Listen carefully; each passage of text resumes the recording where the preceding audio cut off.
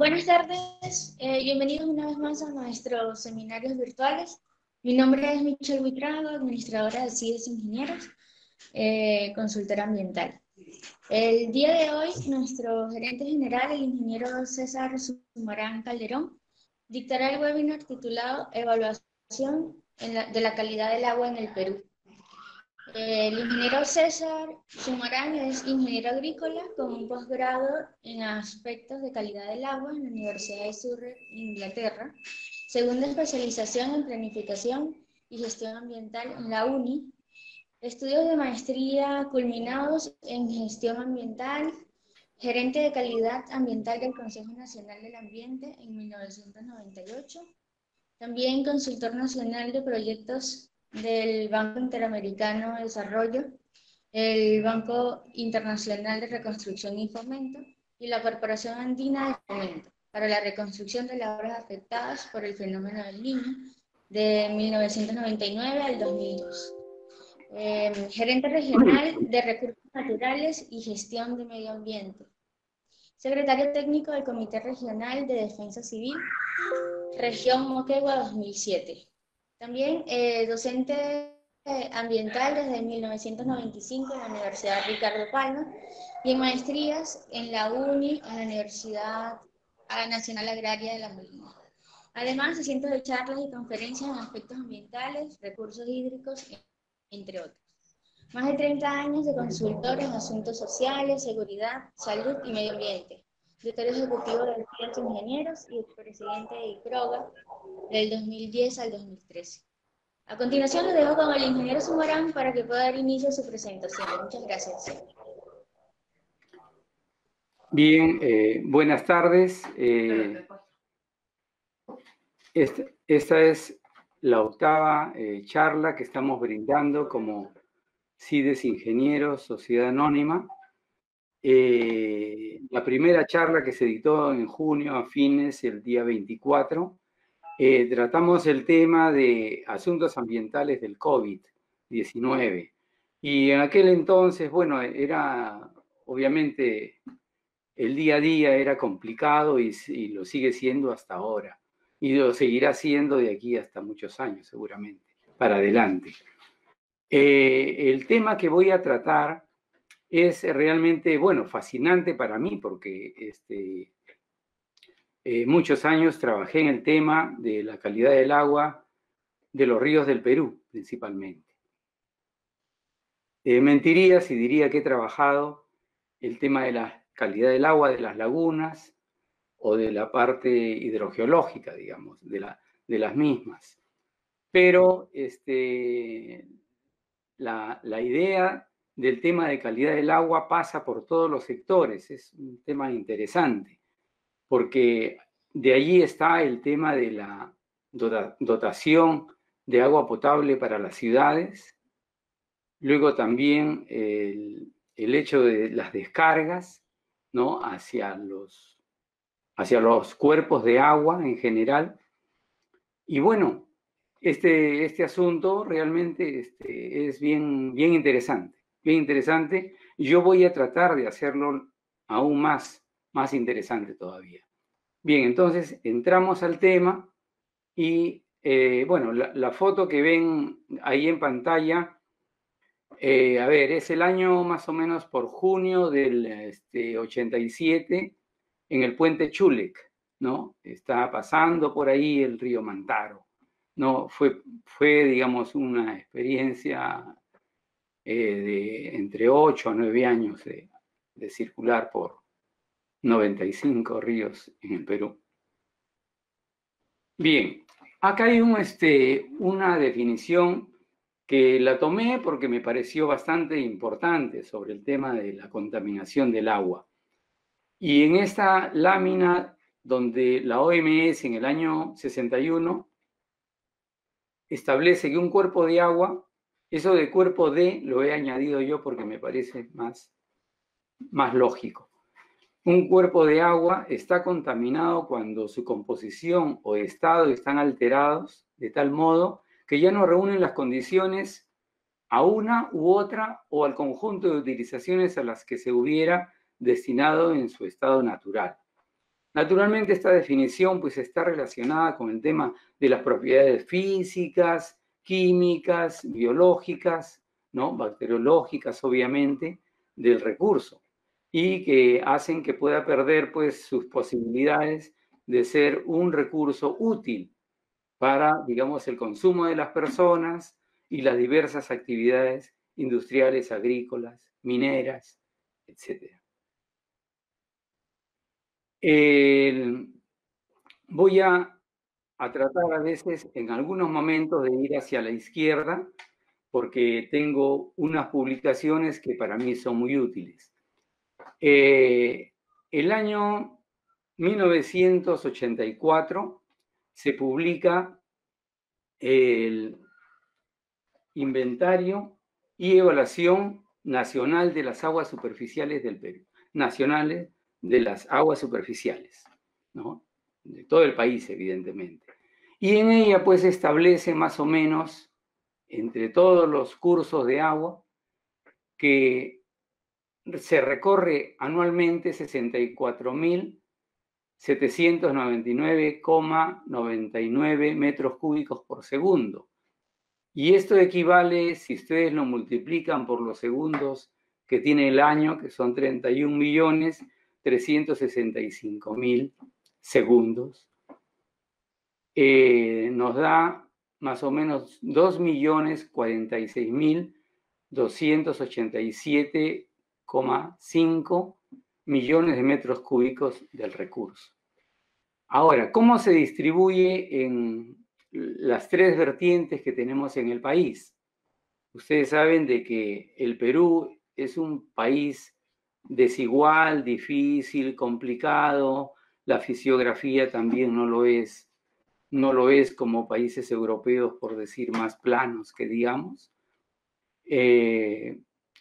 Tenemos que más o menos el 97.2% de los recursos no pasan por la vertiente del Amazonas, mientras que en la de Titicaca, que es una cuenca endorreica, pasa 0.5, ¿no? Como porcentaje, y 1.8, casi 2% en la vertiente del Atlántico, del Pacífico. Sin embargo, en la propia vertiente del Pacífico tenemos la mayor cantidad de población, ¿no? Un 65% versus el 5% en la hoya del Titicaca, y en el Atlántico, pues, un 30% de la población.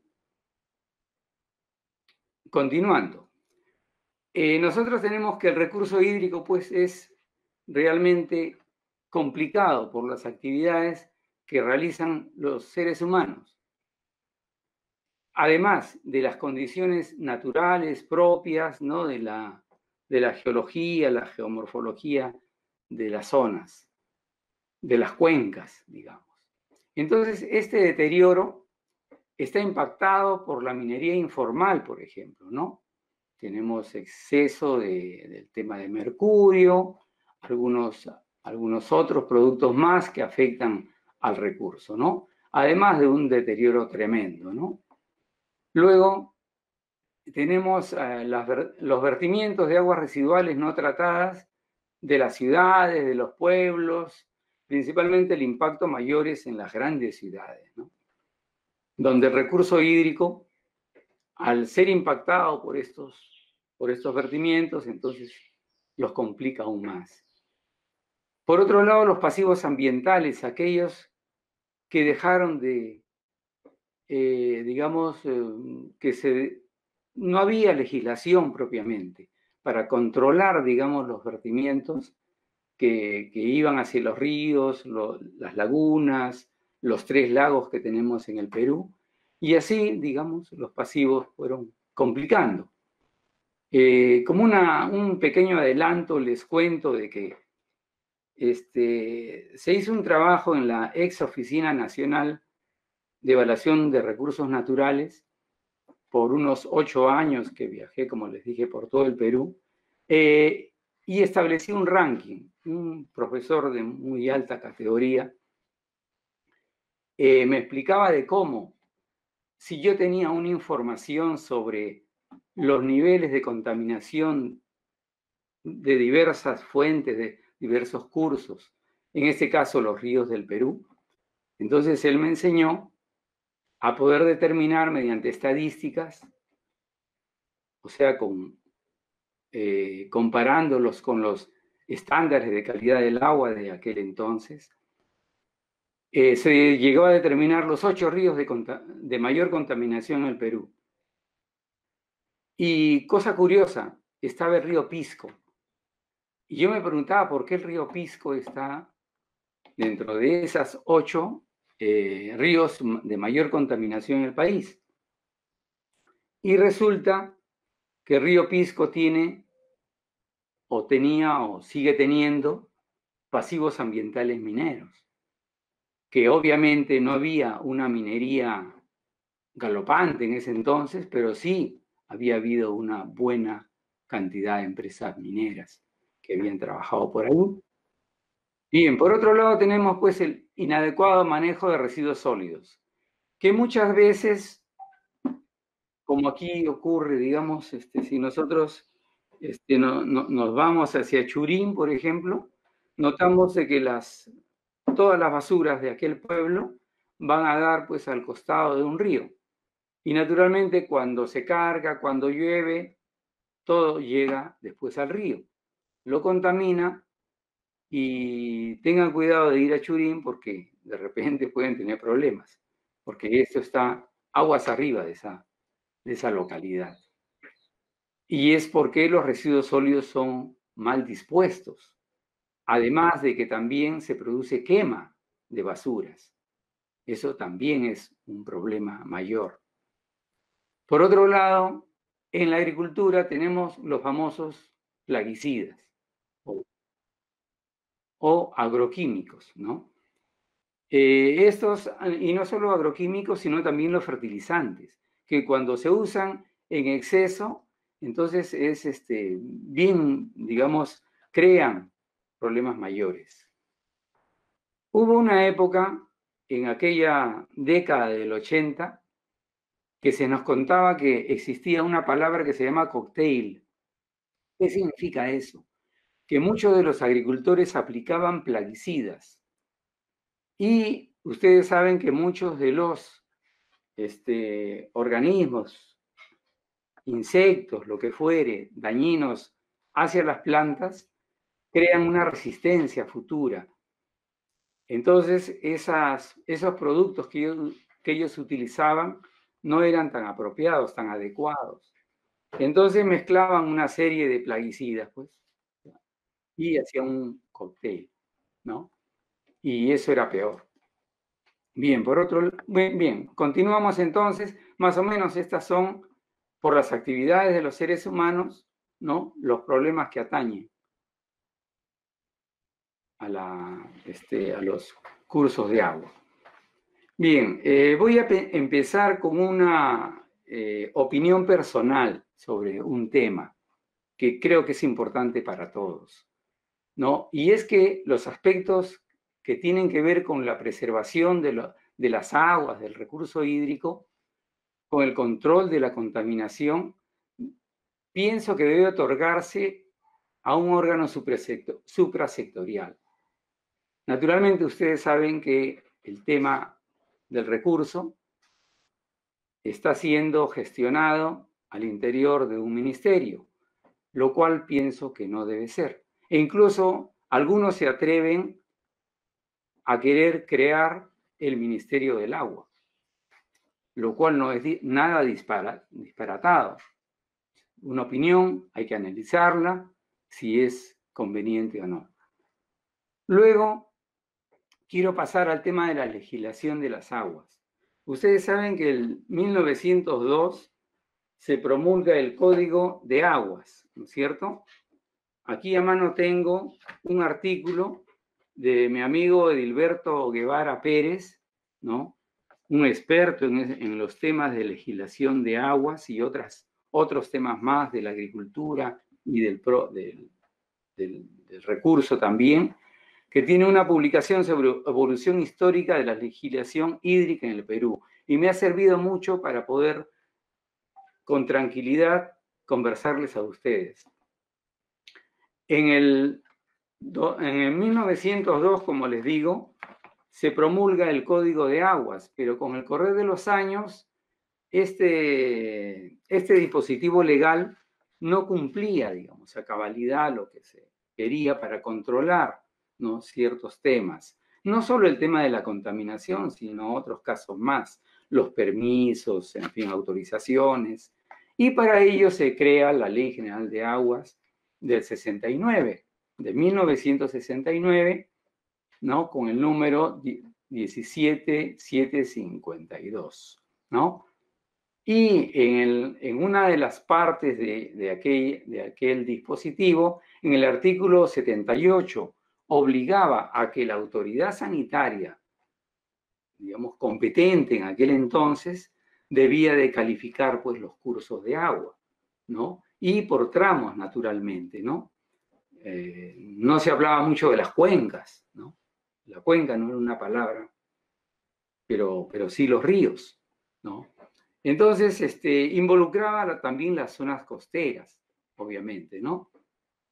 Y la autoridad sanitaria, como les repito, tenía la obligación de establecer un monitoreo periódico de estas aguas, ¿no? Y es así como, bueno, contiene esta Ley General de Aguas. En el capítulo 4, ¿no?, trata de la clasificación de los cursos de agua y las zonas costeras del país, ¿no? Y esta se divide en 5 clases. Ustedes saben que ahora tenemos 4 clases, ¿no? Pero en ese entonces eran 5 clases y en marzo del 83 se saca un dispositivo legal que modifica esa clasificación. Y ya eran 6 clases, ya no 5, ¿no? Bien, seguimos. En ese entonces, el año ya 78, el 12 de septiembre, ¿no?, se lleva a cabo una reunión bastante importante, ¿no?, sobre el tema de la salud para todos en el año 2000, ¿no? Era en la Conferencia Internacional, ¿no?, de Alma-Ata, ¿no?, en septiembre del 78, como repito, y ahí más o menos se acuña la frase de atención primaria de la salud, ¿no?, donde se asienta un tanto que el recurso agua, la prioridad es el ser humano, ¿no? Seguimos. Como digo, en esta lámina, la segunda mitad de los años 70 y toda la década del 80 fueron años fabulosos realmente, porque se produjeron una serie de trabajos, ¿no?, que se enmarcaron en este Plan Nacional de Ordenamiento de los Recursos Hidráulicos del Perú. Y lamentablemente se hicieron esos trabajos y ahí quedó, hasta que se crea la ANA, y la ANA tiene, digamos, o la Autoridad Nacional del Agua, una gran responsabilidad, digamos, en cuanto a continuar con estos estudios, que eran los estudios básicos del Planor, ¿no? Y para ello se constituyó una comisión también, liderada en aquel entonces por el Instituto Nacional de Planificación, donde la ex Oficina Nacional de Evaluación de Recursos Naturales era su brazo técnico, ¿no?, en aquel entonces. Pero estaban también la Dirección General de Aguas y Suelos, el CENAMI, el IGP y varias instituciones que ya existían en aquel entonces. Y los estudios básicos son los que aparecen ahí en cursivas. Regionalización Nacional Hidráulica fue uno, Inventario Nacional de Ríos, el Inventario y Evaluación Nacional de las Aguas Superficiales Nacional de las Aguas Superficiales, que les hablé hace un rato. ¿Y por qué dice primera y segunda aproximación? Porque la primera aproximación la realizó la ex Oficina Nacional, como les digo, de Evaluación de Recursos Naturales, donde se estimaban los caudales medios anuales de la gran mayoría de ríos del Perú y sus afluentes, ¿no? Y la tarea para la segunda aproximación fue responsabilidad del CENAMI, que ellos trabajaron y mediante fórmulas, evidentemente, y regionalizaron el país, donde los caudales promedios anuales eran mensuales, ¿no? A nivel mensual. Si la ONER lo había hecho a nivel anual, entonces CENAMI hizo la siguiente aproximación, el siguiente ajuste a nivel mensual. Y nosotros podemos prácticamente determinar en cualquier punto del país el caudal promedio probable, en cualquier punto de cualquier curso de agua. Eso es bien importante, porque esto también está amarrado con el mapa ecológico del Perú, ¿cierto? Bien, hubo otro estudio básico importante, Inventario Nacional de Lagunas y Represamientos, segunda aproximación, que fue el mismo. Al costado, ustedes van a ver el año que se publicó, ¿no? Y estimo que todavía no se ha hecho la siguiente aproximación. Sé que el INAIGEM, ¿no? El Instituto Nacional sobre Glaciares, ¿no? Que pertenece al Ministerio del Ambiente, ellos están haciendo un trabajo bien interesante, porque aparte de estudiar los glaciares, también se están preocupando por el estudio de las lagunas que provienen naturalmente del desagüe de estos glaciares, ¿no? Y están haciendo un inventario, ¿cierto? Pero después yo voy a hablar específicamente del tema de las lagunas, de los 3 lagos que hay en el Perú y de todas las lagunas que hay en el país, que son alrededor de, bueno, la ONER fijó como 12.201 lagunas, ¿no? En el caso anterior que hablaba de las aguas superficiales del país, se habla de 107 ríos, no, 1.007 ríos, 1.007 ríos.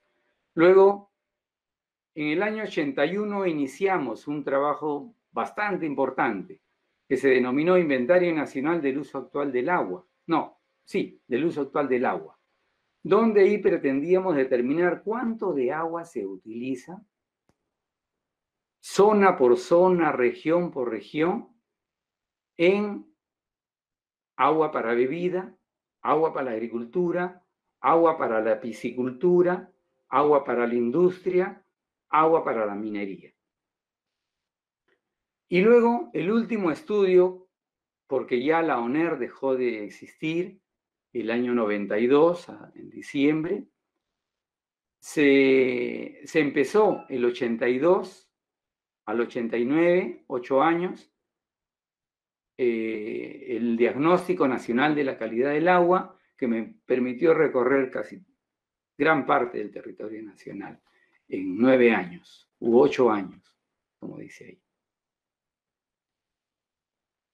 Bien, vamos al Inventario y Evaluación Nacional de Aguas Superficiales.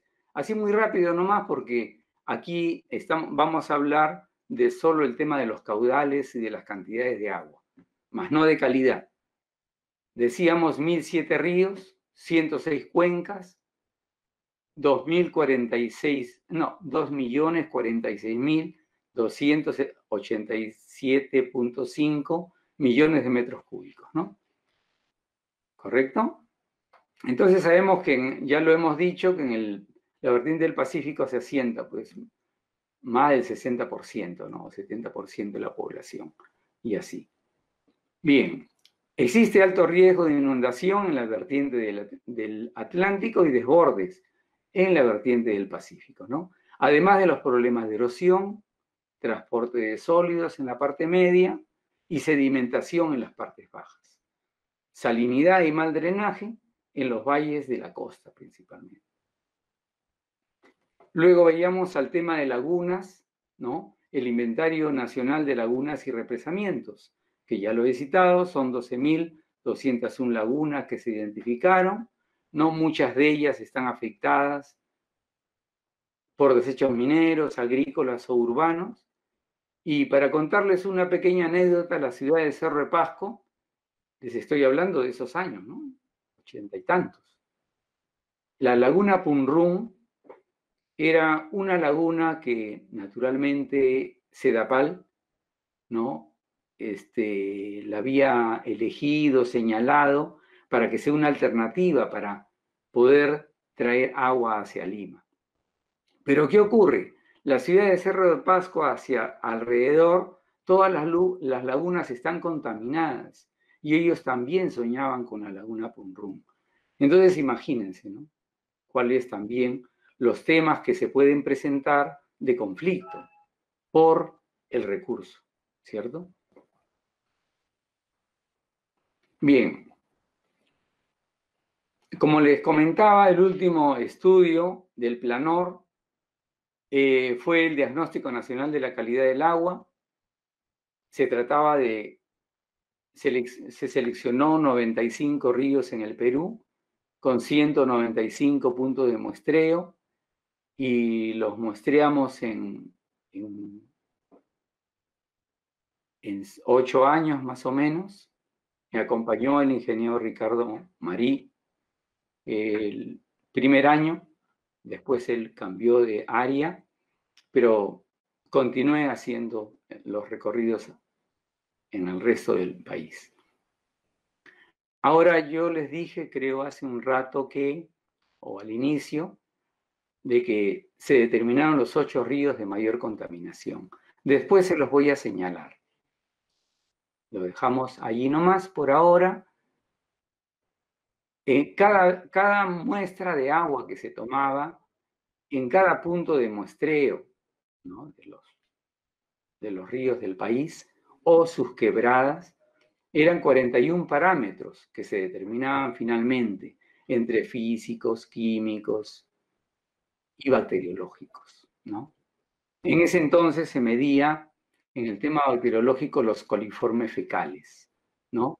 Después apareció, digamos, el otro parámetro, coliformes termotolerantes, que se supone que eran mejores, ¿no? Mejores indicadores que los coliformes fecales o totales. Bien, se identificó entonces las limitaciones para diferentes usos.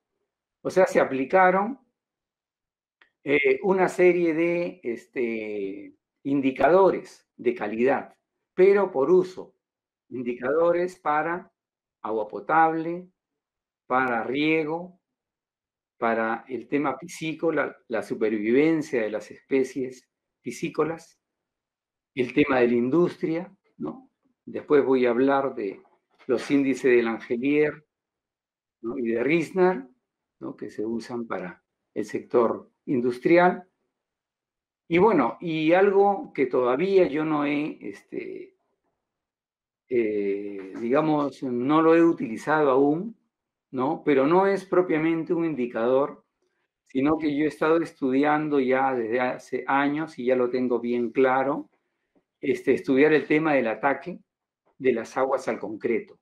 Porque ustedes saben que hay muchas estructuras que se construyen a borde de laguna o al borde del mar. Tenemos los puertos, ¿no? Y determinados sitios que se utilizan, ¿no? También en los balnearios también, ¿no? Bueno, a raíz de estas investigaciones, estuve haciendo varios trabajos de nivel nacional, porque me permitía eso, o sea, si tenía yo abundante información recopilada y más o menos yo ya sabía cómo ordenarlas, entonces tuve ocasión de trabajar, por ejemplo, para el Centro de Investigación de la Universidad del Pacífico el año 93, que es el CIUP, ¿no? En este caso, quien me encargó el trabajo fue el doctor Paul Remy.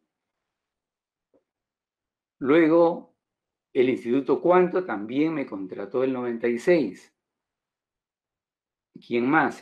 Un convenio entre el Ministerio de Agricultura y el Banco Mundial, el 97, el Consejo Nacional del Ambiente, el 2002. Luego el MINAM, también por el tema de cambio climático. Y el PNUD, también el 2012. Y no les he dicho los títulos de los trabajos porque todos eran diferentes, pero apuntaban a lo mismo. ¿Cuál es la calidad del agua de las aguas superficiales del Perú? Ese era el tema. Y todos eran, digamos, era la intención. Ahora, no es que yo haya presentado lo mismo a cada una de estas instituciones u organizaciones, porque cada uno tenía sus propios términos de referencia, tenía sus propios intereses hacia dónde uno debería apuntar. Entonces, cada una era una nueva experiencia realmente. Bueno, estos son los 8 ríos de mayor contaminación que logré determinar en aquella experiencia.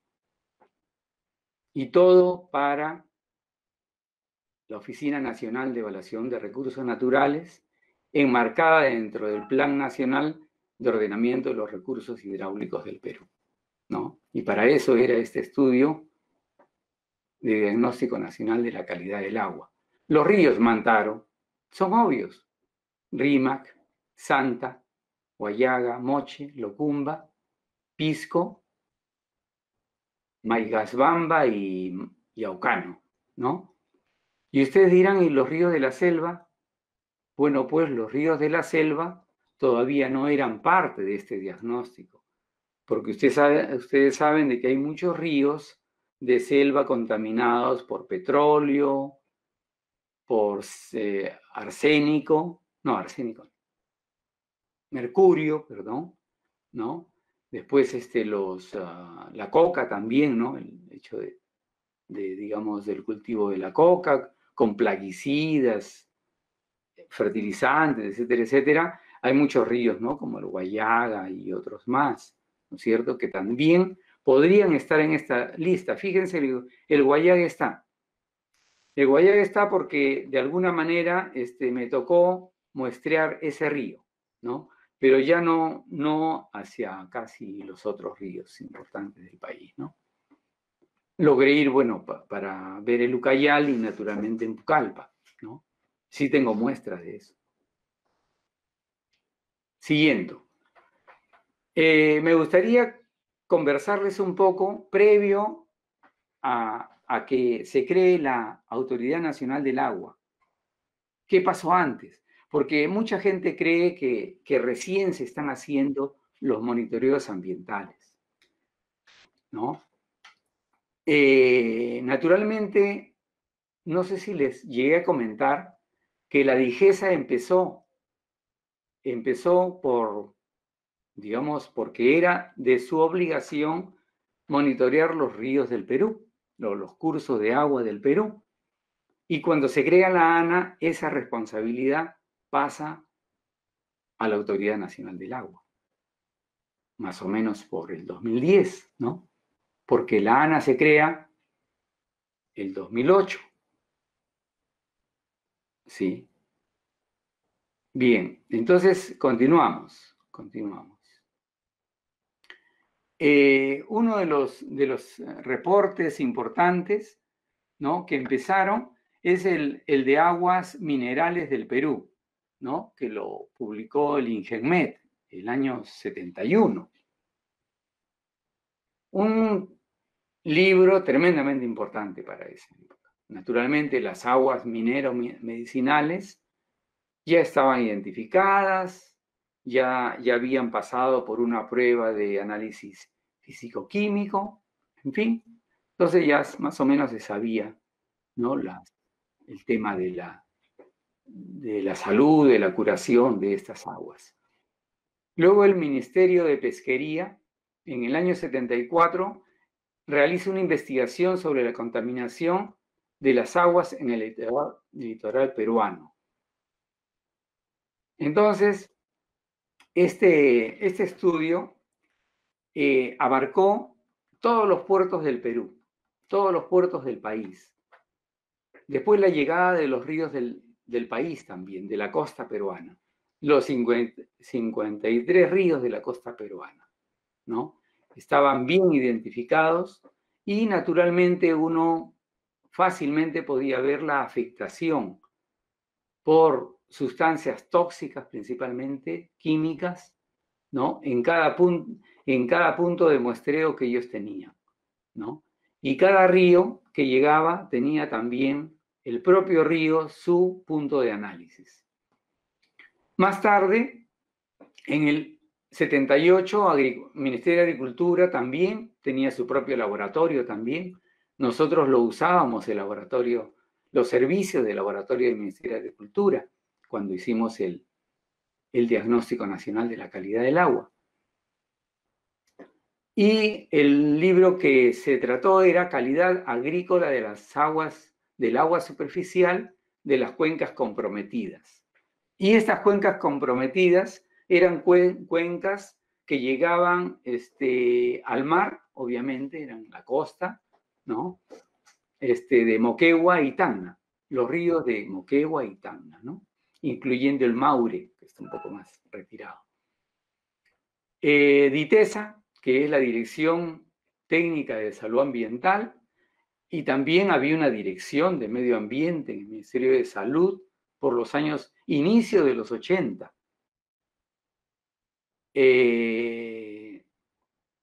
Había un ingeniero, Rojas, ¿no? Que era un experto en esos temas. No sé por qué no me acuerdo su nombre, pero Rojas es su apellido, ¿no? Él lideró una serie de estudios para OSASA y otra empresa más, ¿no? Pero los trabajos eran para el Ministerio de Salud. Entonces se evaluó el río Rímac como 4 o 5 tomos, el río Santa, Moche, Maigasbamba, Yaucano, y les aseguro que yo tenía todos esos estudios. Pero bueno, pues uno los presta y regresan o no regresan, en fin, ¿no? Entonces, tengo algunos, por lo menos como ejemplo. Luego, la Exoner, ya les dije, y les voy a seguir hablando seguramente, del Diagnóstico Nacional de la Calidad del Agua, que se realizó en ese periodo del 82 al 89 como trabajo de campo. Bien, ahora, hay un tema interesante que me voy a detener un poco, porque por los años más o menos 88, 87, con el jefe que tenía en ese entonces, Raúl Gutiérrez Irigoyen, ingeniero, él me envió al CEPIS, al Centro Panamericano de Ingeniería Sanitaria y Ciencias del Ambiente. Y sin quererlo me quedé un año, porque el doctor Henry Salas, ¿no? Que era el experto internacional en realidad, ¿no? Del CEPIS, no tenía nunca tiempo para leer, para darme su opinión, para revisar ya teníamos alrededor de 20 o 25 reportes de calidad del agua de diversos ríos del país. Entonces me quedé un año, porque Henry me dijo, mira César, yo en realidad no los voy a poder revisar seguramente, pero si tú te vienes acá, ahí sí voy a revisarlos, ¿no? Y bueno, entré al CEPIS y trabajé el tema, aparte de que Henry me revisaba los estudios, ahí había un estudio que se llamaba el estudio de la calidad del agua del río Rímac. Bueno, me quedé en ese año ahí, ¿no? Y hice una propuesta interesante, pero al final queda como propuesta nomás. La DIGESA, desde el año 90 hasta el 2010, ha estado realizando análisis, ¿no? A diversos ríos, principalmente los que cito allí, Rímac, Mantaro, Chili, Santa y el resto del país, ¿no? Paralelamente, naturalmente hay otras organizaciones que también se dedicaban a lo mismo, pero en sus propios ámbitos, ¿no? El IAP, el Instituto de Investigación de la Amazonía Peruana, que ahora pertenece al Ministerio del Ambiente, ¿no? Realizó una doctora Gómez, Rosario, creo, Rocío Gómez, el estudio de contaminación de los ríos de la selva amazónica, ¿no? El año 95. Por otro lado, hubo un convenio, ¿no?, entre el Ministerio de Agricultura con el Banco Mundial. Y ahí tuve ocasión de trabajar más o menos una sola vez, un solo muestreo, una sola corrida, ¿no?, con apoyo de la DIGESA, felizmente. Se trabajó en la evaluación de la calidad de las aguas del río Santa, ¿no? Y luego de trabajar el río Santa, se trabajaron otros ríos más, ¿no?, que abarcaban más o menos los proyectos especiales de Chinecas y Chavimochic. Chinecas porque es Chimbote, bueno, el río Santa, ¿no?, Nepeña, y luego los otros ríos de Chavimochic, ¿no?, el Virú, Moche, Chicama, principalmente, ¿no? Entonces se trabajaron esos ríos. Y ahí es donde el Ministerio de Agricultura, ¿no?, estaba, digamos, haciendo una clasificación hidráulica del país, que lo dividió en 15 cuencas, grandes cuencas, digamos, ¿no?, o 15 regiones hidráulicas, ¿no? Y de ahí se empezó a trabajar el tema del Perú y las cuencas, ¿no? Nosotros ya lo habíamos trabajado mucho en la ExxonERM, ¿no?, con los estudios que les comenté anteriormente. Bien, ¿qué más podemos? Luego no está para atrás o aparte el Ministerio de Agricultura, que ya lo cité arriba, un estudio del 78. Pero aparte del 78, la Dirección General de Aguas y Suelos, que tenía su propio laboratorio, como les decía, ¿no?, pero principalmente dedicado al tema de riego, ¿cierto? Y la Intendencia de Recursos Hídricos del INRENA, porque ustedes saben de que el 92 deja de existir la ONERM y nace INRENA, ¿cierto? O sea, lo que había en la ONER, en la ExxonERM y en la Dirección General de Aguas de ese entonces, pasó al INRENA, todas las responsabilidades, todo el bagaje, ¿no?, de profesionales, estudios, en fin, direcciones. Entonces ellos también monitorearon la calidad del agua en el Perú, algunas de las cuencas, ¿no? Ellos no pretendían de repente hacer el estudio a nivel nacional, porque ya prácticamente la DIGESA lo había tomado para sí, ¿no? Pero si ustedes se dan cuenta en el tema de la DIGESA es la Dirección General de Salud Ambiental. Entonces su prioridad es el uso poblacional, ¿no? Bueno, entonces pasaban cosas también en el mundo, a nivel mundial, obviamente, ¿no? Y ya se había acuñado este concepto de desarrollo sostenible. Ustedes no sé si recuerdan que en el año 86 la Comisión Brundtland editó una publicación que se llamó Nuestro Futuro Común, ¿no es cierto? Le llamaron pues la Comisión Brundtland en honor a una ministra, ¿no?, sueca que en ese entonces, ¿no?, era la presidenta de esa comisión. Bien, y ahí decía, el agua dulce no es un recurso infinito e invulnerable, porque hace muchos años se decía el recurso agua es un recurso, ¿no?, renovable, pero ya dejó de ser renovable. Ahora es materia de incluso conflicto, ¿no?, entre diferentes usuarios. La gestión de recursos se debe basar en el planteamiento que se produce en base a la participación de los usuarios, planificadores y tomadores de decisiones. El papel de la mujer es fundamental aquí en esa declaración de Dublín, ¿no? Realza, digamos, el papel de la mujer en los temas del agua, ¿no? En los temas también de liderazgo, sobre todo, ¿no? Bien, el agua tiene un valor económico en los diversos usos, en competencia respecto de lo que se le destina, por lo que debería reconocérsele como un bien común, ¿no? Bien, de toda esto que les estoy conversando ahora,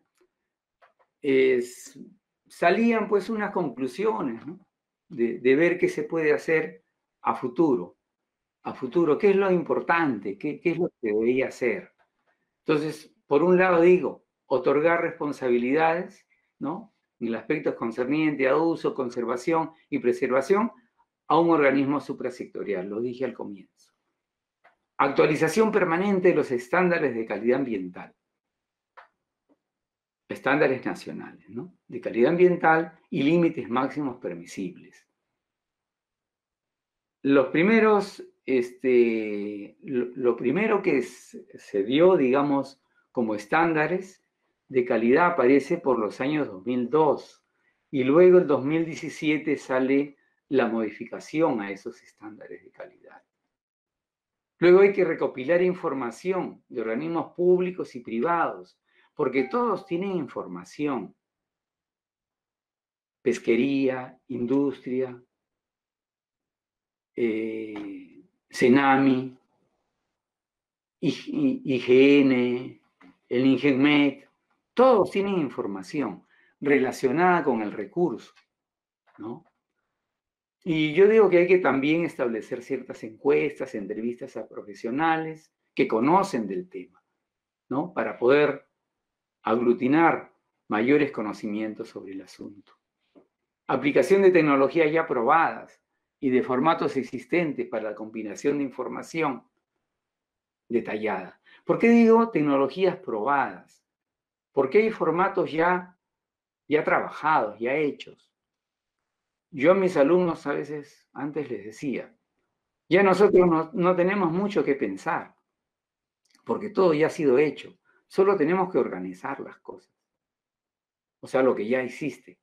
En fin, pero siempre hay la innovación, ¿no? Parece que yo estaba equivocado. Bien, por otro lado, como una nueva cuestión. Bueno, ha habido una pequeña interrupción, pero felizmente que estoy en una lámina en la cual fácil podemos retomar lo que estaba hablando. Entonces, hay una evaluación nacional de la calidad del agua que yo proponía que se establezca para unos cuantos ríos, para los 8 ríos de mayor contaminación, como les comentaba, y luego ello, digamos, llevarlo hacia otros ámbitos. Pero naturalmente la ANA ya tiene un programa de monitoreo, tiene protocolos, tiene una estrategia nacional, ¿no? Sobre el tema de la calidad del recurso hídrico, está avanzando en varios temas importantes que naturalmente yo los tenía pensados hace varias décadas, pero va yendo hacia adelante. Bien, luego estoy pensando que se debe realizar un diagnóstico nacional de la calidad de las aguas subterráneas. Sé que el INGENMET está trabajando algo por allí, la ANA, que tiene una dirección de evaluación y calidad de los recursos hídricos, también está trabajando algo en los temas de aguas subterráneas, pero naturalmente esto va a llevar hacia un diagnóstico, digamos, de las aguas subterráneas y esperemos de que eso nos lleve a que empiecen a cubrir el tema de calidad. Porque como anécdota les cuento que el año 85, ya hace cuánto, 35 años, cuando se llevó a cabo el primer Congreso Nacional de Ingenieros Agrícolas aquí en La Molina, de donde yo soy egresado, yo mencionaba de que el agua es como una moneda, cantidad y calidad.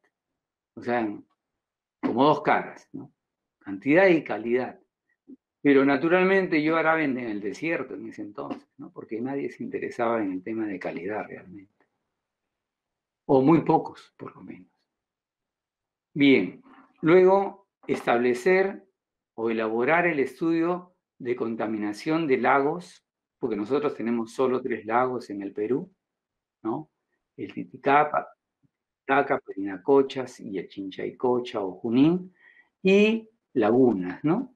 Como una primera aproximación. Luego desarrollar un diagnóstico exhaustivo sobre la contaminación de puertos y playas. Y también, naturalmente, digamos, la parte donde los ríos llegan hacia los mares, ¿no? Hacia el mar. Y luego reformular el proyecto de intercalibración de los laboratorios y localización de laboratorios de referencia. ¿Por qué digo esto? Porque antiguamente la DIGESA, que tenía un laboratorio en Lima, uno solo en Lima, era complicado para ellos establecer el monitoreo de la calidad del agua de los ríos del Perú, imagínense. Entonces, yo propongo que deben haber alrededor de 8 laboratorios estratégicamente ubicados. Piura, Arequipa, Cusco, Huancayo, en fin. Después lo voy a decir porque sí tengo la relación. ¿Ya? Y, o sea, no se van a ir ustedes y yo también sin que se los propongan. Bien. Por otro lado, esta idea de realizar la evaluación de la calidad de las aguas en una primera vista, digamos, necesitaba naturalmente yo que proponer qué cosas se debían hacer, ¿no? Entonces necesitamos personal, infraestructura, equipos de análisis de campo, también de laboratorio, naturalmente, una logística, como digo, allí, ¿no? Para la toma, transporte, almacenamiento y análisis de las muestras, identificación de análisis de muestreo, que la ANA lo está haciendo muy bien, o lo hizo muy bien, ¿no? Para identificar las estaciones de muestreo en base naturalmente a los diferentes vertimientos también, ¿no? Selección de parámetros fisicoquímicos y bacteriológicos que sean necesarios, los convenientes, tal vez ligados a los secas, tal vez ligado a los índices de calidad del agua, en fin, y coordinar con laboratorios para recepción de muestras, almacenamiento y análisis. Bien, había determinado más o menos esa cantidad de muestras, ¿no? Para hacerlo anualmente, o sea, una sola vez, y digamos durante 5 años. Eran 972 estaciones de muestreo, con este número de muestras por vertiente, y luego viene el tema de costos, y salía en ese entonces, estoy hablando hace 20 años, más o menos llegando a 5 millones de dólares. ¿Sí? Bueno, otro tema que me llevó a plantear esto del diagnóstico sobre la contaminación de puertos y playas es porque la DIGESA, digamos, me contrató para hacer un diagnóstico ambiental de las playas de Lima. Y a mí se me ocurrieron ahí, obviamente, varias cosas. ¿Por qué las playas de Lima? ¿Por qué no llevarlo a nivel nacional? ¿No? Y por otro lado, una idea que yo tuve y que, digamos, no tuvo éxito, en realidad no tuvo eco, es de que para limpiar las playas de Lima, pensaba en que se debería crear una comisión con los alcaldes de las riberas de mar, liderado naturalmente por la DIGESA, ¿no? Que tenía que ver con el tema de la calidad de las playas. Porque la DIGESA, digamos, hace muchos años que nos dice, y muy bien, si una playa está o no contaminada. Pero yo quería ir más allá, proponerles por qué no apuntan por la limpieza de las playas, que ahora podría ser una responsabilidad del MINAM. El MINAM que se creó el 13 de mayo del 2008, ¿no? Donde ya el CONAM dejó de existir, el Consejo Nacional del Ambiente. Entonces ahora puede pasar, digamos, la responsabilidad al MINAM, ¿no? Porque yo me acuerdo de que había un año para limpieza de playas, era como una fiesta, ¿no? Pero no se trata de un día al año, sino hay que limpiar las playas pues todos los días. ¿Y cuál es la mejor manera de limpiar la playa? No ensuciándola, simplemente, y a eso había que apuntar, ¿no? Por eso es que después yo les voy a comentar que el tema de educación es fundamental. Es una piedra, digamos, angular ahí para que hay que estudiar mucho. Es igual como cuando se habla de los monitoreos tienen que ser participativos. O sea, la gente debe de participar en los muestreos. E incluso no necesita ni siquiera la autoridad ir a medir, digamos, a sacar muestras, porque estas pueden ser bien hechas por las localidades, ¿no es cierto? Para ello tienen 71 autoridades, ¿cómo le llaman? Caray, las unidades que tiene la ANA, las ALAS, ¿no? Autoridades locales del agua, ¿no es cierto? Además que tienen las triples As también, ¿no? Entonces, así es como se puede, digamos, organizar las cosas, ¿no? Entonces, el objetivo fundamental es mejorar las condiciones, ¿no? De salud e higiene de las playas y puertos. Objetivos específicos: mantener permanentemente o en permanente contacto con instituciones y personas involucradas en el tema. Preparar y aplicar encuestas y formatos relacionados al tema. Elaborar un diagnóstico situacional. Plantear acciones de corto, mediano y largo plazo para su recuperación. Y preparar programas y planes de capacitación de educación ambiental entre las entidades, los bañistas, pescadores artesanales y otros, ¿no es cierto?, que tengan contacto con estos lugares, digamos, ¿no?, próximos a la playa. Bien, otro asunto más. Bueno, después ya lo voy a contar, porque el año, creo que fue, ¿cuándo fue esto? Por aquí. El año 2000, sí. Cuando yo pongo un número acá, digamos, en esta zona, cuando pongo un número, es porque es el año, ¿no? Entonces, ese año, por alguna razón, estuve en Mar del Plata, en Argentina, como representando al Perú en una reunión, ¿no?, que se llevó a cabo ahí en Argentina, relacionada con el tema de vulnerabilidad de acuíferos, ¿no? Y también el asunto de eutrofización o eutroficación de lagunas. Después voy a hablar eso de eutroficación, que no me suena bien, prefiero decir eutrofización, pero en fin. Este diagnóstico nacional de la calidad de las aguas subterráneas, pienso hasta ahora que es muy importante, ¿no? Ya en el CEPIS, en el Centro Panamericano de Ingeniería Sanitaria y Ciencias del Ambiente, un doctor, inglés, que lo vi en Londres una vez, Stephen Foster, ¿no?, un tremendo profesional a nivel internacional. Y estaba también, me acuerdo, en ese entonces, por los años 87, Ricardo Irata, que lo tenemos por acá, ¿no?, que hasta ahora sé que está en la Asociación Sudamericana de Hidrogeólogos, ¿no?, Ricardo Irata, y también un colega nuestro, Miguel Ventura, ¿no?, Miguel Ventura Napa.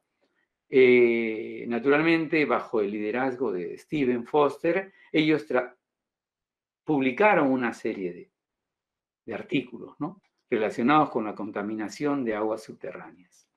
Por ahí tengo unas 3 publicaciones, ¿no?, de ellos. Y por otro lado, también Alicia Cirelli, ¿no?, al final, Alicia Fernández Cirelli, ¿no?, que era la directora de un organismo, de un programa Iberoamericano de Ciencia y Tecnología para el Desarrollo, ¿no? Ella fue una profesora de la Universidad de Buenos Aires, pero muy activa la señora en estos temas, digamos, del recurso hídrico, una hidróloga excelente. Bueno, publicó también un libro sobre vulnerabilidad de acuíferos, ¿no? Dentro de lo que era el programa que estoy mencionando. Por otro lado, en esa reunión del Mar del Plata, me tocó dar un informe sobre los temas del agua en el Perú y principalmente sobre el tema de la eutrofización de lagos y embalses, ¿no? Entonces ahí es donde a mí se me ocurre plantear que debería haber un estudio sobre la contaminación o la calidad de las aguas de los 3 lagos del Perú y los famosos 12.201 lagunas que tiene el país. Entonces, como digo, el Perú es un país de gran variabilidad, ¿no? Bien difícil, bien complejo, en fin, en aspectos geológicos, fisiográficos e hidrológicos. Los Andes han sido formados por la actividad geológica tectónica y de ahí es que se han formado muchas lagunas, sobre todo a nivel de los Andes, caray, ahí está la gran mayoría de lagunas del país. Esta es nuestra población y luego teníamos en el 2000 23 millones de habitantes. Ahora somos 33 millones. Ahora lo que menciono acá, que el recurso ha sido llevado a cabo, o sea, los estudios sobre el recurso, según intereses coyunturales, es porque a veces porque se construía una central hidroeléctrica, había un proyecto de irrigación, o porque se iba a construir un proyecto minero, en fin. Siempre se ha, digamos, tratado de hacer estudios, pero de forma unilateral, ¿no? Nunca un inventario global, nacional, para poder también hacer comparaciones y en planificación priorizar proyectos, pues. Bien, estos son más o menos dentro de lo que son las lagunas glaciares, fluviales y tectónicas, ¿no? Las que yo proponía que se podían estudiar en una primera instancia. Lago Titicaca, que está bien estudiado, recontra estudiado, pero de repente cada estudio tiene su propio tipo de investigación, ¿no? Entonces nosotros podríamos llevarlo hacia lo que necesitamos, queremos, ¿no? Que principalmente son el tema de usos, ¿no es cierto? Usos del lago y que no se contamine, pues, que no se afecte el recurso. Lago Junín, por otro lado, y lago Parinacochas. Los 3 son de origen tectónico, como digo acá. Luego, ¿qué más? Existe en Cusco la laguna Piuray, que le daba íntegramente el recurso hídrico para abastecer a la ciudad del Cusco. Pero ahora, como después se viró, hace como 20, 30 años, se viró hacia el Vilcanota, o sea, el río Vilcanota, que es un río grande, pues, ¿no? Ya la ciudad del Cusco se abastece el río Vilcanota. Pero yo sabía que ahí había un problema, que el río Vilcanota está abajo, digamos. Entonces había que bombear. Más fácil es una laguna que cae desde arriba, ¿no? El tema de la laguna Piuray, que queda en Chinchero, muy próximo al aeropuerto que se va a construir. Luego, ¿qué más? La laguna de Paca, que está ¿dónde? En Junín, ¿no? En el departamento de Junín, en Jauja, arriba nomás de Jauja, ¿no? De la ciudad de Jauja. Luego la laguna de Yarinacocha, ¿no? Importante. Chinchaico, sí, está bien. Yarinacocha. Y ese es fluvial, ¿no? La única fluvial dentro de las tectónicas que estoy conversando. Ahora fíjense que dentro de ellas no hay ninguna glaciar.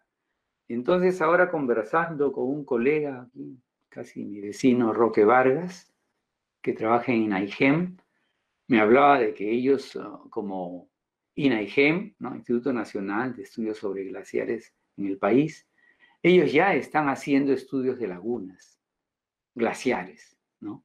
Porque ese es su rubro, ¿no es cierto? Ellos se dedican a eso. Entonces yo le decía, y el tema de calidad, bueno, también vamos a apuntar a eso, me cuenta, ¿no? Está bien. Y luego acá hay un embalse o reservorio de Gallito Ciego. Bueno, de ahí quería ir un poco, porque en el CEPIS había que es el Centro Panamericano de Ingeniería Sanitaria y Ciencia del Ambiente, existía un laboratorio referencial, digamos, era como un foco para América Latina, ¿cierto? Era el centro panamericano. Para suerte del Perú, Lima era la sede del Centro Panamericano. Lamentablemente ya no está. Y tenían una biblioteca, pero fabulosa, en temas de agua, suelo, aire, etc. Bien, entonces se realizó este año 2006 un taller para el fortalecimiento de los laboratorios de ambiente y salud de América Latina y el Caribe, ¿no? Exacto. Entonces, y la doctora había una doctora en el CEPIS, que es Maralisa Castro de Esparza, que ella prácticamente era la que llevaba adelante, ¿no? La delantera, la organización. Y en el país ya, aquí en el Perú ya se estaban organizando los laboratorios. ¿Para qué se organizaban los laboratorios? Para hablar en el mismo idioma, pues. Para que los análisis sean prácticamente del mismo tipo, en fin. A veces era interesante porque ahí entre los mismos laboratorios se prestaban, se regalaban productos y en fin, ¿no? Y así es como y tecnologías también, ¿no? Entonces era un poco para armonizar y los criterios sean muy parecidos. Entonces es allí donde yo propongo que deberían haber laboratorios también en el país. Estos son los laboratorios que les mencionaba, los laboratorios de referencia que deberían existir, ¿no? Ahora, ustedes recuerdan que en el estudio del Ministerio de Agricultura con el Banco Mundial se habían establecido 15 cuencas de gestión a nivel nacional, o sea, hidráulicamente dividido el país en 15 cuencas de gestión, porque la ANA los tiene en número de 14, ¿no? Todas, digamos, las regiones hidráulicas, por decir. En este caso,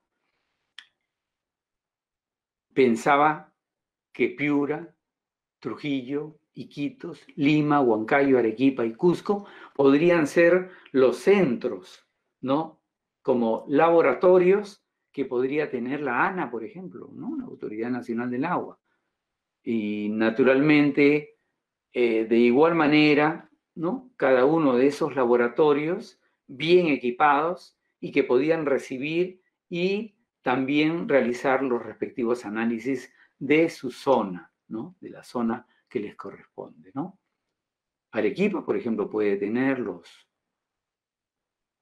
las muestras que vienen de Moquegua, de Tacna, ¿no? De Ica puede ir hacia Lima, fácil. En fin, ¿no? Cusco tiene Madre de Dios o Apurímac, ¿no? Los departamentos más cercanos y en fin, ¿no? Entonces así se podía barrer todo el país.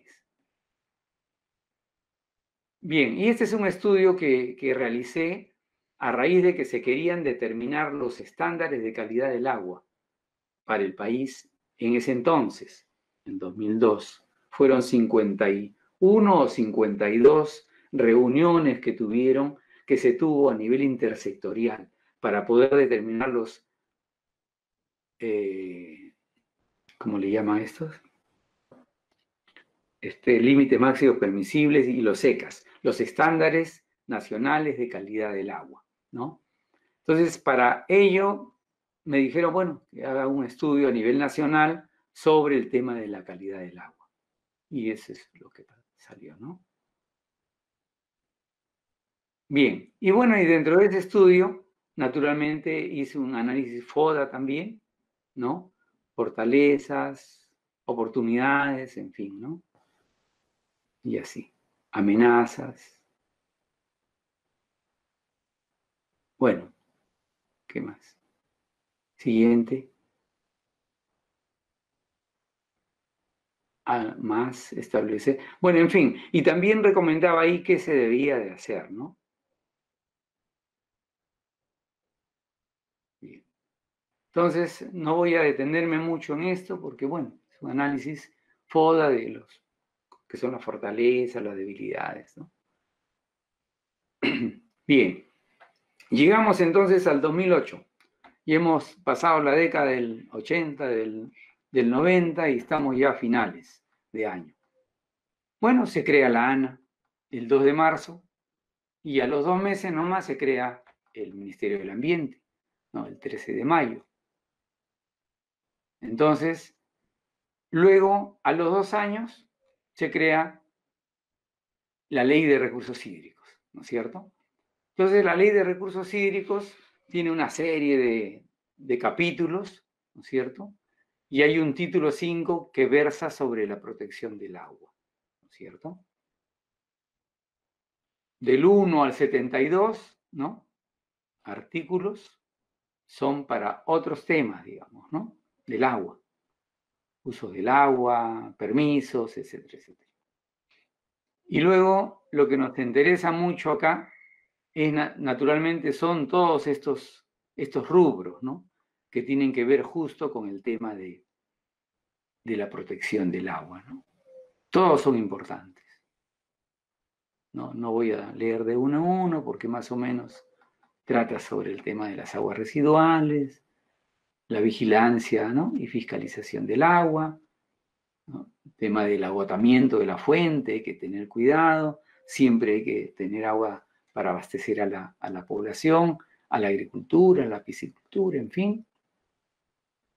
Y luego, esta es una metodología que yo la trabajé hace ya años y fíjense que yo la utilizaría ahora también. Revisión y uso de la data histórica de calidad del agua de cada cuenca. O sea, la data que ya existió antes es tremendamente útil, porque más adelante voy a hablar de modelos de calidad del agua. Y los modelos no funcionan si usted no tiene data histórica de calidad y tendencias de parámetros en lo que es contaminación, lo que fuere. Bien, determinación de parámetros a evaluar en base a los considerados en los SECAS, ¿no es cierto? Aquí esta es la última modificatoria de los estándares de calidad ambiental, ¿no? Dada por el MINAM, obviamente, ¿no? Luego, ¿qué más? Determinación de las estaciones de muestreo, además de las consideradas por la ANA. O sea, la ANA puede tener, digamos, sus estaciones, pero si queremos hacer un estudio, no sé, más exhaustivo, más completo, si quisiéramos, ¿no? Podemos plantear también otros puntos, ¿no?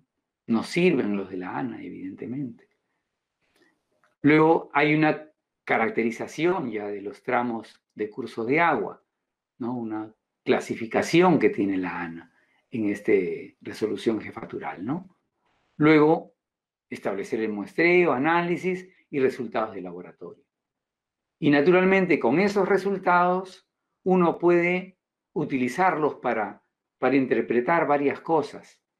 Por un lado, el índice de la calidad del agua, que no es sino un valor, ¿no? Que se obtiene del tratamiento de la información de la calidad del agua, de un cuerpo de agua, y con esos cálculos y con pocos parámetros, uno puede determinar más o menos la salud de ese cuerpo de agua.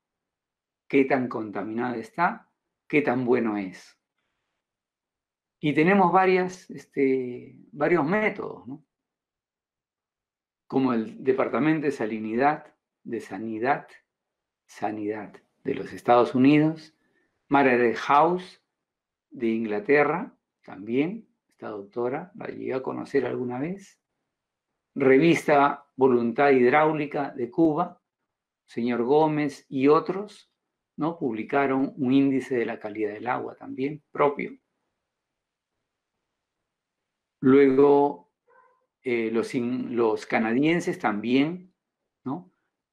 También tienen su índice de la calidad del agua, que el Perú lo ha tomado en parte para sí, ¿no? Como, digamos, para determinar nuestros propios índices. Y luego existen, aparte del índice de la calidad del agua, existen indicadores de calidad por tipo de uso.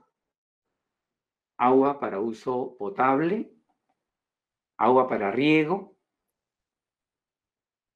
agua para supervivencia de especies en el agua, para tuberías metálicas también, Langelier y el índice de Riesner.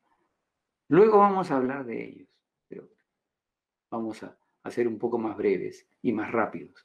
Y lo último que todavía no aplico, pero ya lo tengo, ya lo he averiguado bien, es el carácter agresivo de las aguas respecto de las estructuras de concreto. Y luego, finalmente, medidas de solución.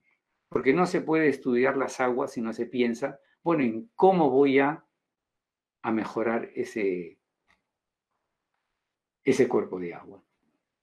Bien, esta es una muestra de cómo la ANA, ¿no? Grafica, ¿no? La calidad.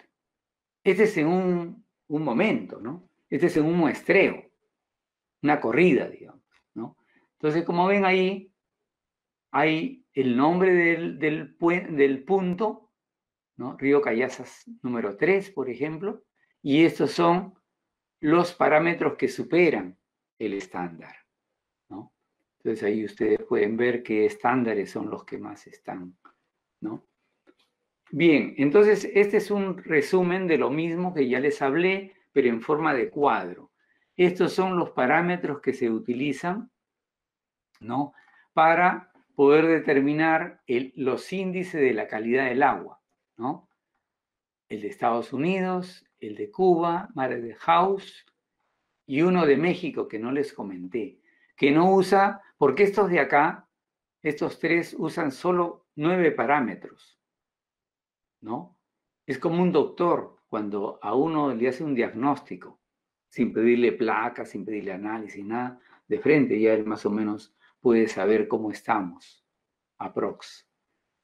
Entonces, acá hay unas metodologías, esto es para agua potable, hay otra que es para agrícola, piscícola, ¿no? Industrial, Langelier-Riesner, y estos parámetros son necesarios para medir los efectos sobre el concreto, ¿no? Sería bueno que me digas cuánto de tiempo. Bien. Naturalmente, para tratar, digamos, porque estas son unas metodologías, el índice no es solamente el parámetro y su resultado, sino hay que llevarlos a unas estadísticas, ¿no? A unos cálculos estadísticos. Entonces, aquí tenemos pues unos coeficientes, ¿no? Para cada uno de los métodos, ¿no? Que se utilizan. Y naturalmente los parámetros, ¿no?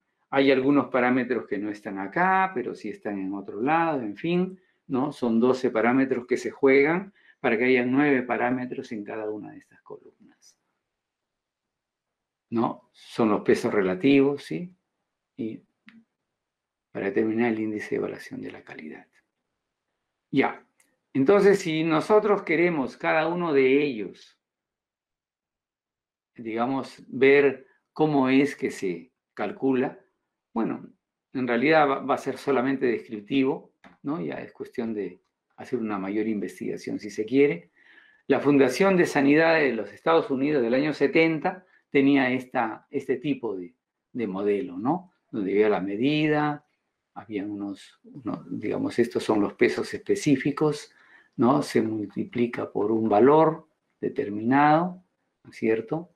Luego se viene aquí y al final sale un valor que es 38 y la escala va de 0 al 100, ¿no? Entonces uno puede mirar acá que esta agua es de mala calidad, ¿no? Porque está entre 26 y 50. Después habría que investigar mejor, ¿no? Más al detalle.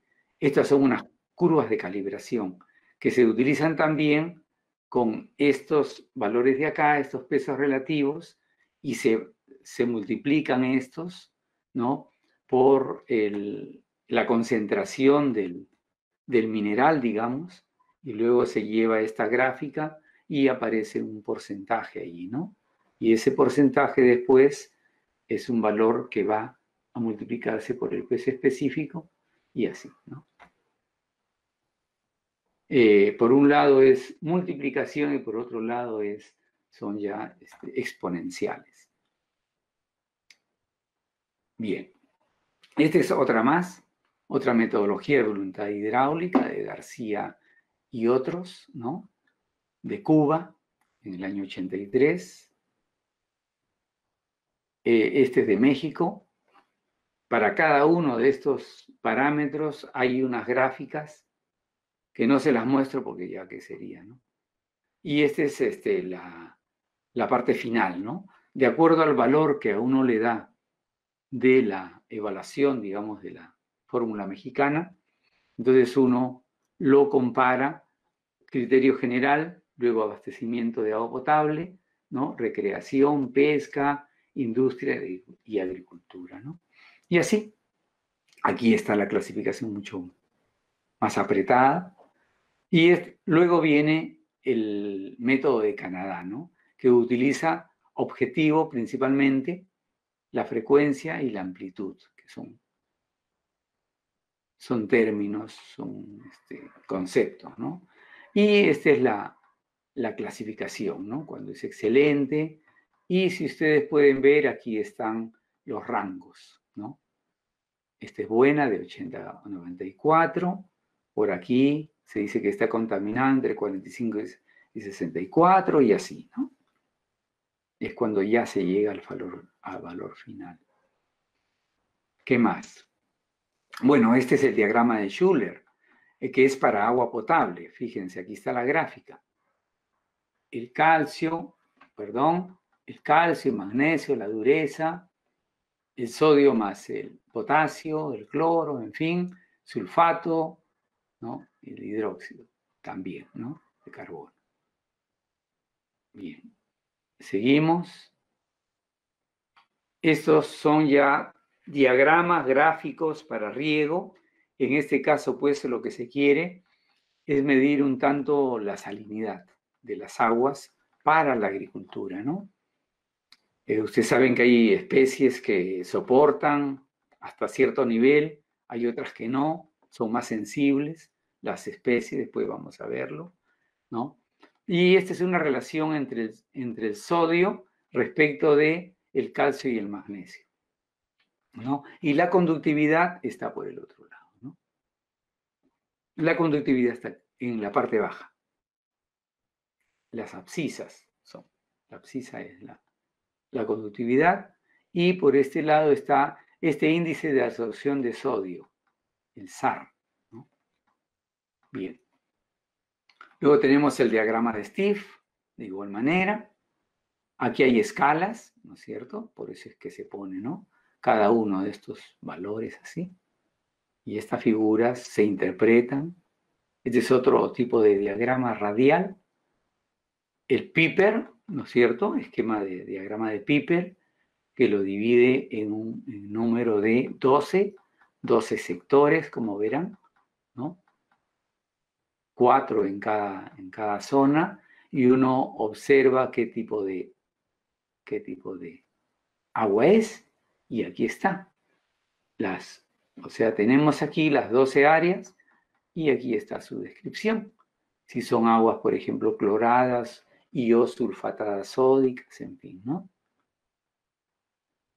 Luego, este es un cuadro que establece, pues, los niveles de salinidad y los cultivos que soportan bien, mal, ¿no? O muy mal a estas aguas, ¿no? A las aguas, dependiendo de niveles de salinidad.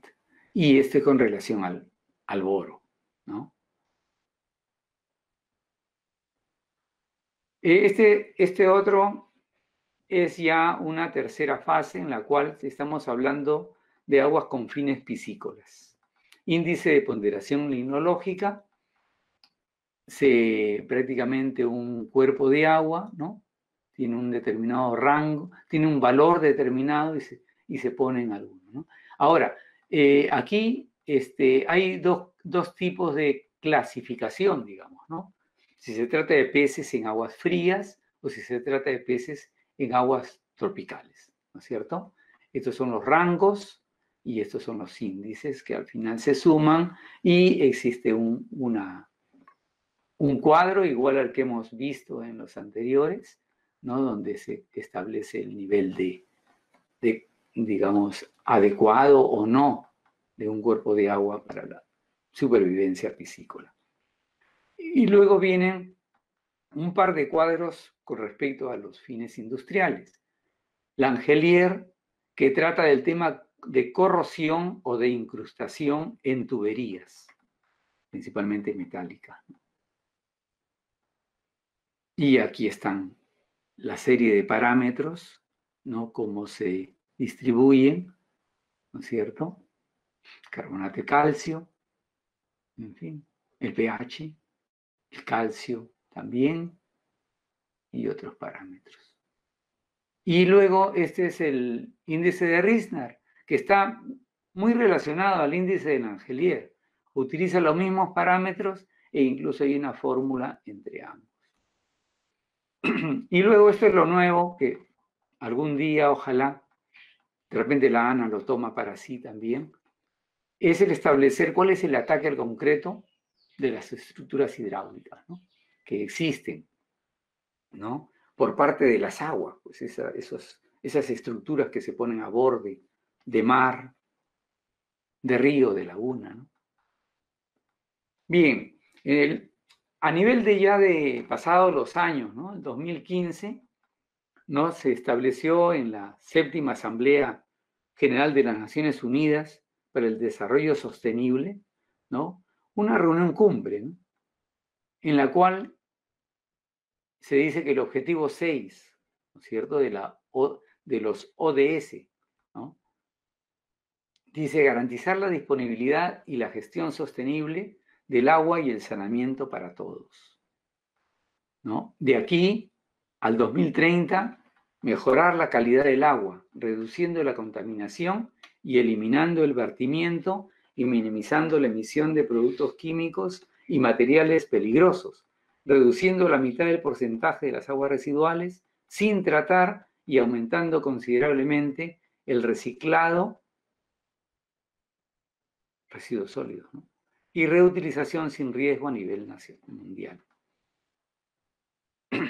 Bueno, la ANA ha producido en estos 5 últimos años un gran material, un material muy importante realmente.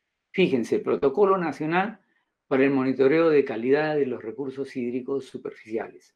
O sea, cómo es que se debe de muestrear, en qué forma, cómo es que se deben tratar, cómo es que se debe tomar la muestra y cómo se debe llevar hacia un laboratorio, ¿no es cierto? Y la propia muestra también. Aprueban la clasificación de aguas marino-costero. Interesante. Aprueban la Estrategia Nacional de Mejoramiento de la Calidad de los Recursos Hídricos, que luego hablaremos de ello. Aprueban los estándares de calidad, ¿no es cierto? Y se deroga la que yo les había mencionado, ¿no? Anteriormente. Sigue. Aprueban metodología para la determinación del índice de la calidad del agua, aplicado a los cuerpos de agua continentales, ¿no? Aprueban la clasificación de cuerpos continentales superficiales. Aprueban el documento denominado de lineamientos para la elaboración de diagnósticos de la calidad de los recursos hídricos superficiales. Y por último, aprueban la metodología índice de calidad ambiental de los recursos hídricos superficiales.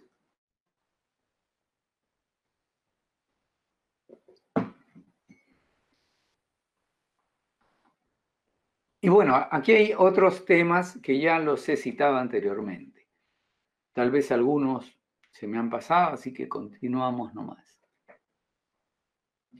Bien, en esa estrategia, pues, lo que le interesa realmente a la Autoridad Nacional del Agua, dentro de su estrategia, es establecer 3 líneas de acción fundamentales. Hay que recuperar los recursos hídricos, ¿no? Su calidad. Hay que protegerlos también, ¿no? Estos recursos. Y por otro lado, fortalecimiento institucional para la gestión de recursos hídricos. Y yo estimo que en este último caso está incluida el tema de la capacitación, de los monitoreos participativos, en fin, ¿no?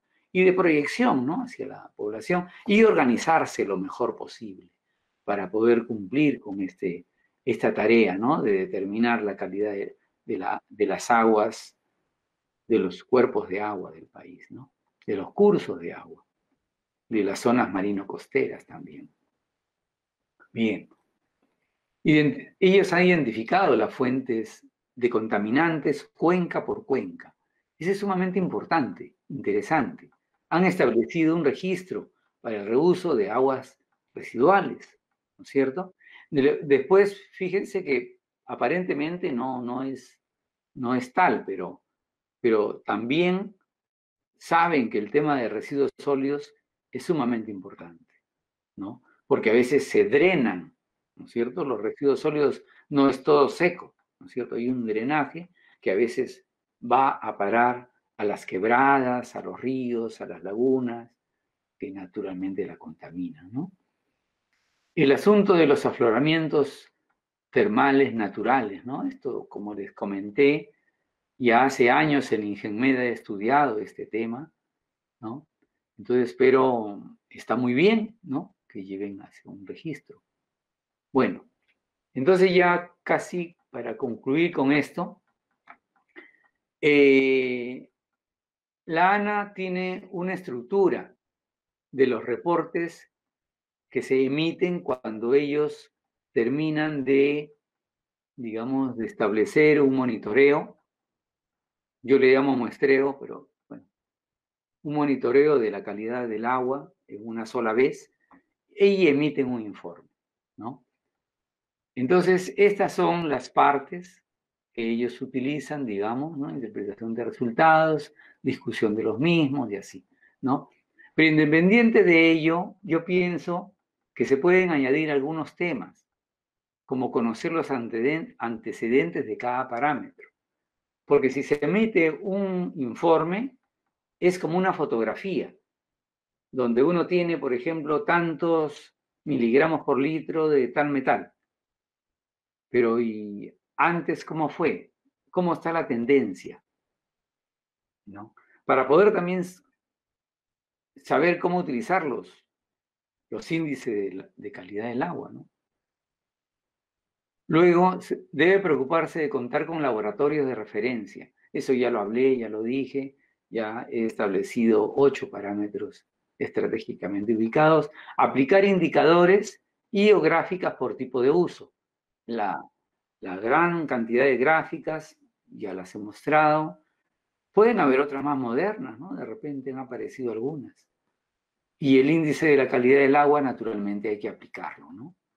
Esto recién ha aparecido, fíjense, este año, pero hasta que se aplique, digamos, bueno, va a ir pasando, ¿no?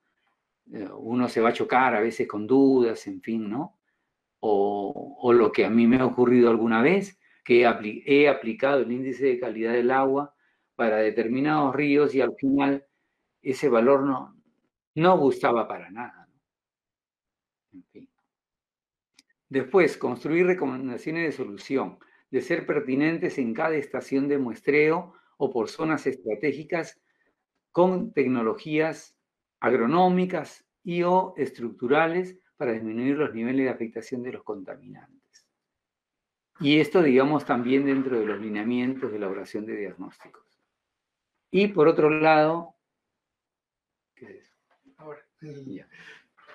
Actualización de los organismos que están involucrados en la aplicación de estas tecnologías.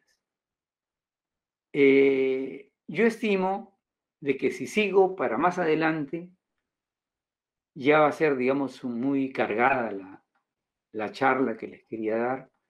Y si me permiten, lo que sigue lo puedo, digamos, conversar en otra reunión, ¿no? Iba a hablarles de modelos que existen digamos, a nivel universal, y también cómo es que si yo tengo un cuerpo de agua en malas condiciones, cómo es que nosotros podemos corregirlos con metodologías diversas, ¿no? Químicas, físico-químicas, agronómicas, mecánicas, en fin. Yo creo que con esto es bastante ya lo que más o menos he podido emitirles, y les agradezco, ¿no? por haberme escuchado. Muy bien, gracias.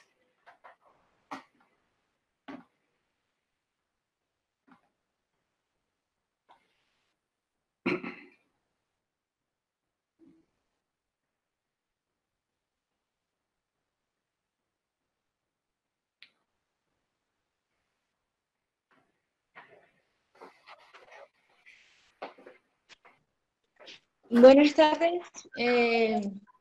Muchas gracias al ingeniero Sumarán y felicitaciones por su excelente exposición.